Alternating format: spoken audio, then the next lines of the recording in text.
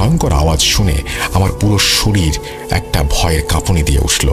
Uncle আমার কাঁধে হাত রাখলেন এবং উচ্চ স্বরে কোরআন পাকের আয়াত পড়তে শুরু করলেন।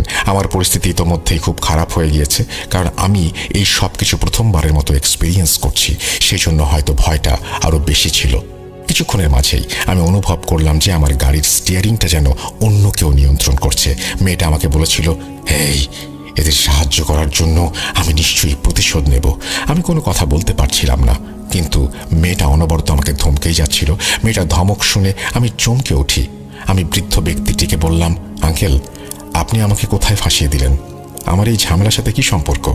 তখন তিনি উত্তরে বলেছিলেন, বাবা, শুনতে খুব অদ্ভুত লাগবে জানি, তবুও বলছি যে আমাদের দোয়ার কারণে ইনশাল্লাহ তোমার কোনো ক্ষতি হবে না। এটা একটা শয়তানি জিনিস, মানুষকে ভয় দেখানোর চেষ্টা করে। ভয় পেও না বাবা। ওনার এই কথা শুনে আমি আর ওনাকে কি বলবো। উনি বলছিলেন যে তার জান প্রাণ দিয়ে তিনি চেষ্টা করছেন, ভয়ের কিছু নেই। আমি যেন মাথা থেকে পা পর্যন্ত ভাবনায় পড়ে গিয়েছিলাম। অবশেষে আমি তাদের মাদ্রাসার সামনে নিয়ে আসলাম। গাড়ি থেকে নেমেই আমাকে রেখে ওনারা দ্রুত পায়ে মাদ্রাসার ভেতরে চলে গেলেন। এদিকে আমি খুব কষ্টে নিজেকে কন্ট্রোল করার চেষ্টা করছিলাম। এও ভাবছিলাম যে ভেতরে না জানি মেয়েটির উপরে কি হচ্ছে। এইসব ভেবে আমি গাড়ির বাইরে একা দাঁড়িয়ে থাকতে পারলাম না। ভাবলাম মাদ্রাসার ভেতরে যাই এবং আমি ঘরের বাইরে বসবো আর দেখবো ভেতরে কি হচ্ছে। এই ভেবে আমি মাদ্রাসার ভেতরে চলে গেলাম আর আস্তে আস্তে সেই ঘরটার দিকে এগোলাম। মাদ্রাসার ভেতরে এতটা অন্ধকার ছিল যে মনে হলো বাইরে থেকে কোনো কিছু দেখা অসম্ভব। এই ভেবে আমি ঘরের ভেতরে চলে গেলাম। আশা করেছিলাম সেই ঘরের ভেতরে কিছু মানুষ থাকবে। এরপর যখন আমি ঘরের ভেতরে প্রবেশ করলাম, তখন সেই একই দৃশ্য। 3 জন পুরুষ মেয়েটির চারপাশে দাঁড়িয়ে ছিল। সেই 3 জনই খুব সচেতনতার সাথে মেয়েটিকে পাহারা দিচ্ছিল, কেউ তাকে আক্রমণ করতে যেন না পারে।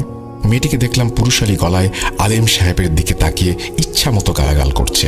আলেম সাহেব মেয়েটির কাছে এসে তার হাত ধরলেন আর বললেন, থাম শয়তান, তুই যদি আমার আসল শক্তি দেখিস তাহলে তুই এখান থেকে পালিয়ে যাবি। মেয়েটা প্রত্যুত্তরে বলল, আমার হাতে একটা শেষ লেখার ঘর আছে। এই বলে সে হাসতে লাগলো। সারা মাদ্রাসায় যেন অন্ধকার নেমে এলো, আর এই অন্ধকারে মেয়েটির হাসির শব্দটা কেমন যেন প্রতিধ্বনিত হচ্ছিল। তারপর আলেম সাহেব একটি মোমবাতি জ্বাললেন। আমরা যখন মোবাইলের টর্চ অন করলাম, তখন কথায় কথায় আয়াতে আয়াতে যুদ্ধ শুরু হয়ে গিয়েছিল। আলেম সাহেবের মুখে অনবরত আয়াত উচ্চারিত হচ্ছিল, আর মেয়েটা সবার সামনে বসে অনবরত গালাগাল করছিল। তারপর সেই মেয়ে বসে বসে 5 ফুট দূরে জানালার দিকে কিছু একটা ছুঁড়ে মারল।